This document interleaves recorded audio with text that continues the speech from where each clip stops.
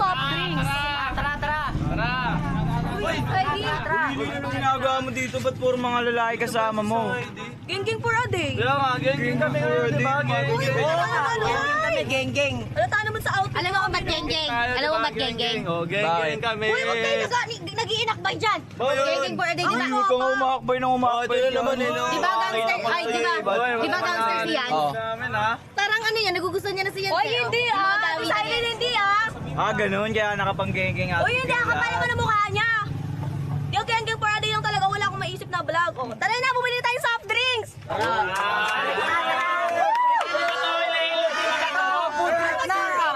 Huwag niyo.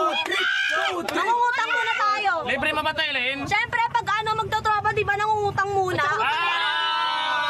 At saka huwag kayo pala dikit. Si Siren na lang magbabayad yan! Ate Siren! Ate Siren! Ate Siren! Ate Siren!